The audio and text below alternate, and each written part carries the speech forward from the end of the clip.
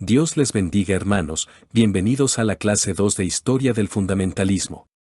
En esta oportunidad estaremos viendo la fase irénica y el desafío del modernismo. Queremos analizar el periodo formativo del movimiento fundamentalista, comprendiendo cómo los conservadores bíblicos respondieron al doble desafío del liberalismo teológico alemán y el darwinismo mediante una estrategia de organización pacífica, consolidación institucional y definición doctrinal.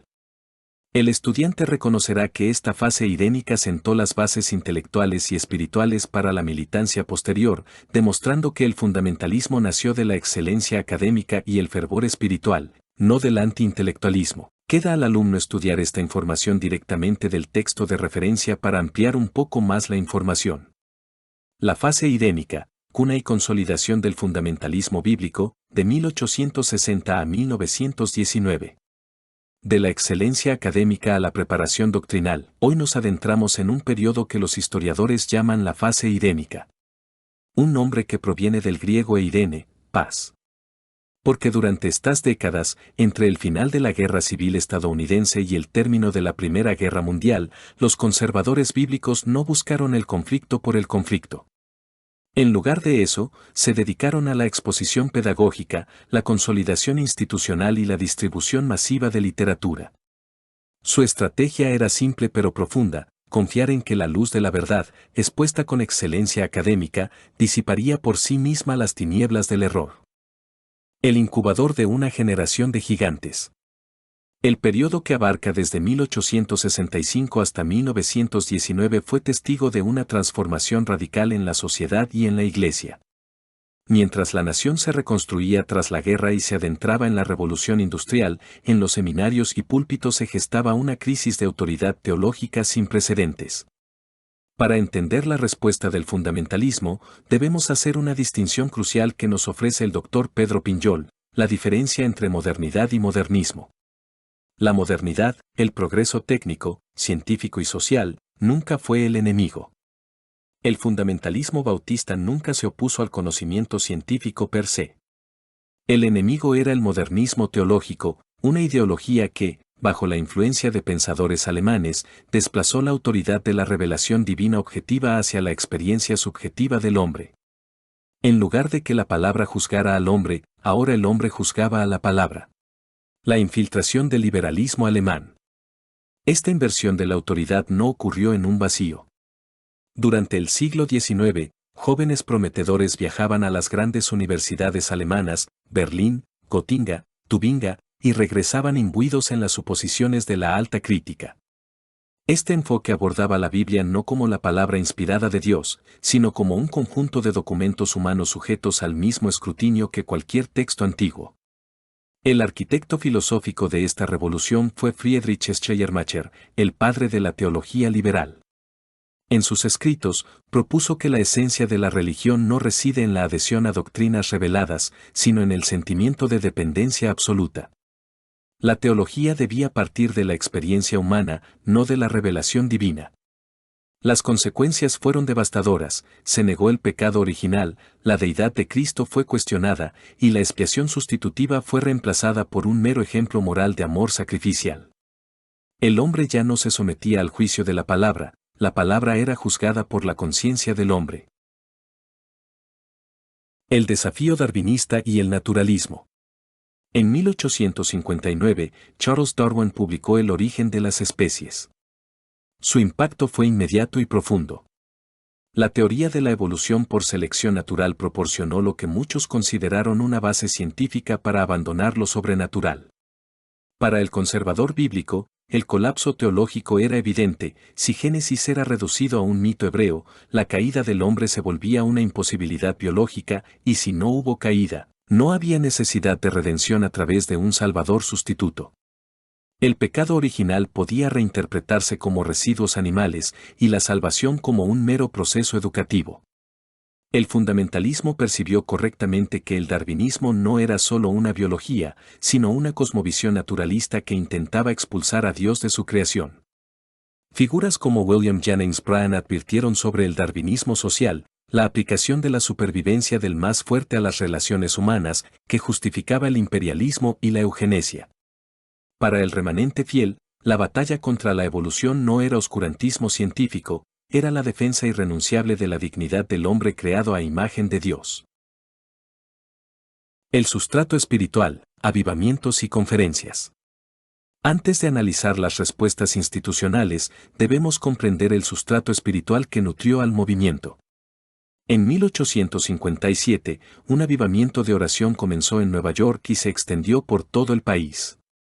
Este despertar produjo conversiones masivas y generó una profunda cohesión espiritual entre cristianos de diferentes denominaciones que compartían un compromiso con la autoridad de las Escrituras. De este fervor surgieron las conferencias proféticas.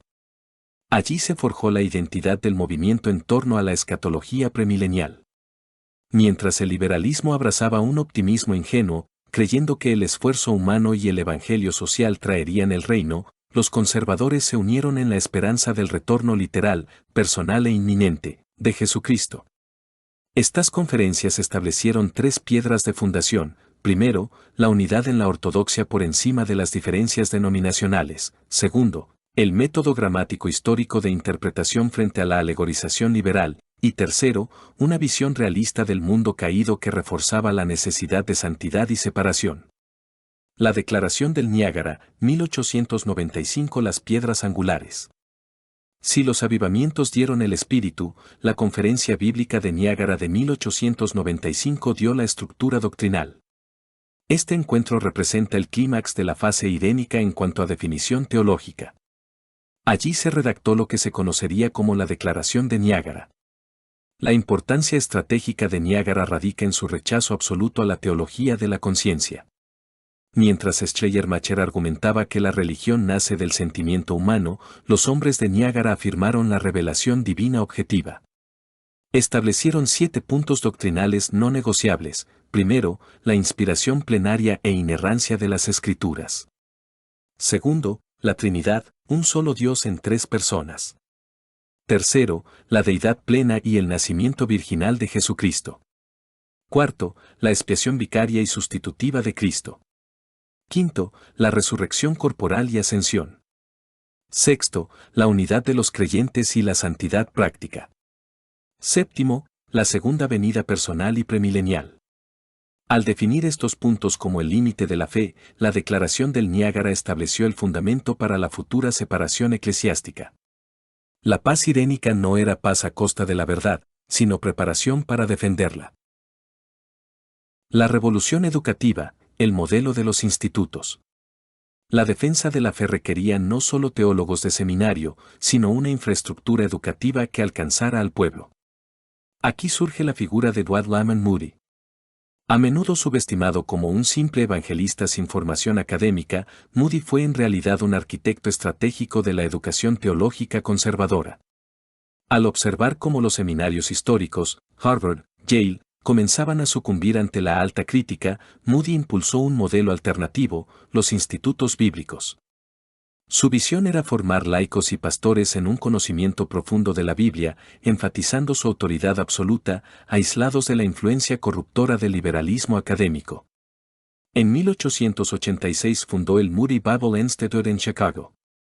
El modelo fue replicado, Biola en 1908, el Philadelphia College of Bible y muchos otros. Junto a Moody, hombres como R. A. Torrey combinaban fervor evangelístico con sólida erudición, y C. Scofield proveyó, con su Biblia anotada de 1909, una herramienta sistemática que blindó a una generación entera contra el escepticismo modernista. Matriz diagnóstica: el choque de modelos educativos. Observemos este contraste. En los seminarios liberales, la Biblia contenía la palabra de Dios, sujeta a la crítica histórica.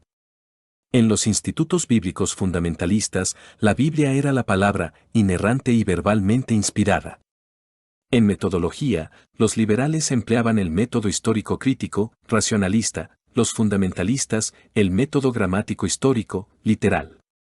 En antropología, los liberales veían al hombre como inherentemente bueno y la sociedad perfectible; los fundamentalistas, como un pecador caído con necesidad de regeneración.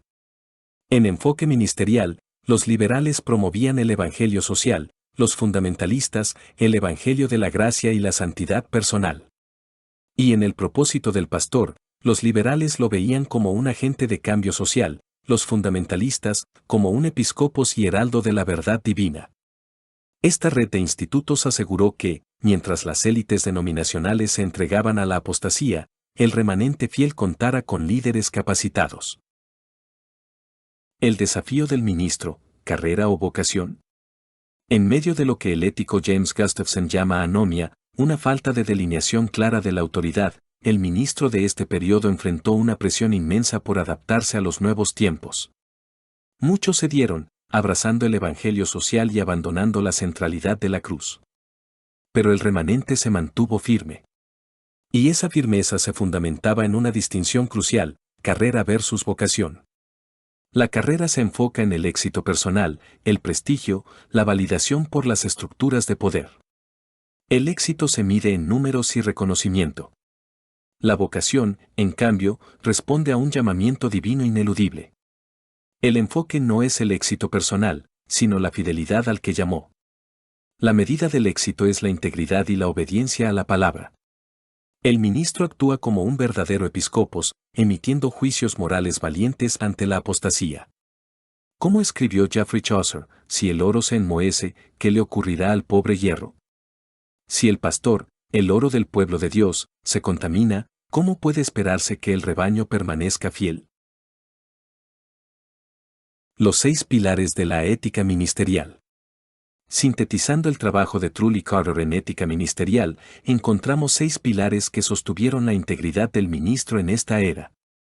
Primero, el deseo de integridad, la convicción consciente de que la vida debe reflejar los ideales éticos más elevados de Cristo. Segundo, el carácter como proceso, reconocer que la rectitud requiere un esfuerzo diligente y vigilancia constante en un mundo caído. Tercero, la necesidad de formación espiritual, someterse a la disciplina del estudio y el crecimiento espiritual para no fracasar en la vida, aunque se tengan calificaciones sobresalientes. Cuarto, la ética como habilidad, la capacidad de discernir juicios morales es una habilidad que debe aprenderse y practicarse. Quinto, ser habilitador frente a explotador, el ministro posee un conocimiento peligroso sobre salvación y condenación, debe usar ese poder para proteger, nunca para explotar. Y sexto, el beneficio de un código escrito, un pacto ético personal que informa a la comunidad sobre los estándares que el ministro se compromete a mantener. Esta ética personal era el ancla que sostenía la firmeza teológica. Sin integridad de vida, la defensa de la doctrina se volvía hipocresía. El preámbulo intelectual, The Fundamentals. De 1909 a 1915. El proyecto que culminaría en la publicación de The Fundamentals fue concebido durante este periodo. Los hermanos Lyman y Milton Stewart, laicos bautistas y exitosos empresarios petroleros, preocupados por la infiltración liberal en las misiones y seminarios, concibieron una serie de volúmenes que presentaran una defensa erudita y accesible de la fe histórica. El proyecto fue encomendado inicialmente al Dr. Dixon, un bautista que había pastoreado la iglesia de Charles Spurgeon en Londres. Cuando Dixon partió a un pastorado en Londres, fue sucedido por el Dr. Lewis Meyer y luego por Torrey, quien finalmente editó la edición de 4 volúmenes. Este esfuerzo monumental distribuyó más de 300.000 colecciones de 12 volúmenes de forma gratuita a pastores, misioneros y líderes laicos en todo el mundo.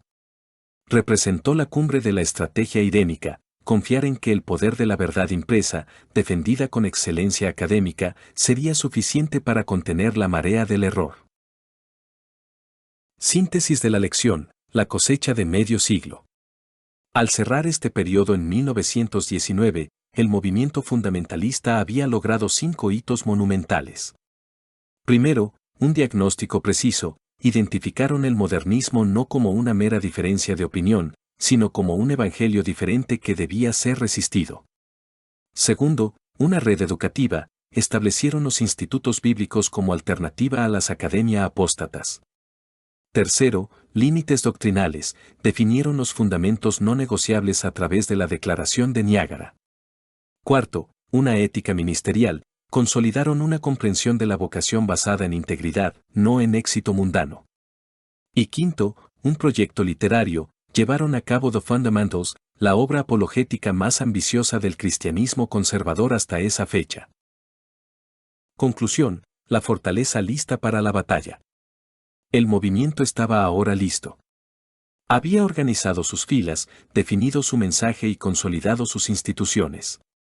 La era de la instrucción pacífica y la distribución masiva de literatura estaba a punto de dar paso a una era de conflicto abierto, juicios mediáticos y batallas denominacionales. Como bien afirma el doctor Pedro Pinjol, el fundamentalismo es, en esencia, la supervivencia de la teología universalmente aceptada.